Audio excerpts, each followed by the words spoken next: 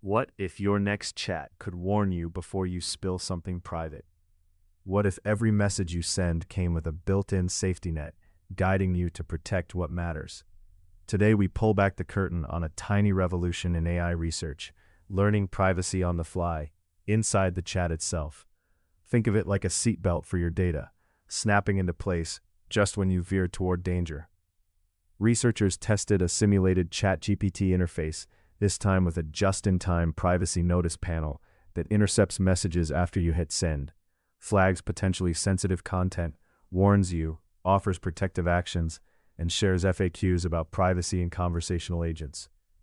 It sounds simple, but the impact is real. So how does this work in practice, and what does it teach us about learning privacy on the fly? Let's break it down.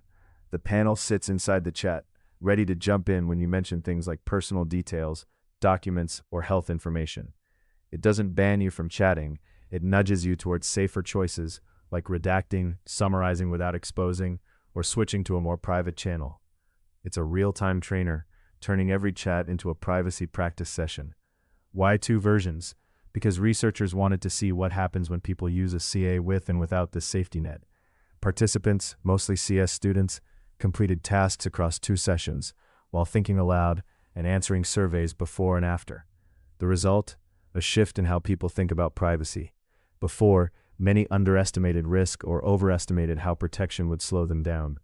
After, they described clearer ideas of what counts as sensitive, and they felt more capable of protecting it in the moment. What design features helped, and which got in the way? Color cues, non-intrusive pop-ins, and quick actions like redact, summarize safely, or FAQ skim boosted engagement. Heavier interruptions or jargon-heavy FAQs hindered flow. The researchers discuss how in-context learning, learning by doing, not by reading, worked best when the tools felt helpful, not punitive, and when the interface bridged task goals with privacy actions. Where do we go from here?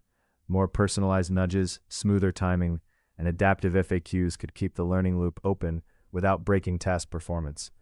If you're building chat interfaces, consider a just-in-time privacy panel that teaches by doing. If you're a user, practice with real tasks and share what helps you stay protected.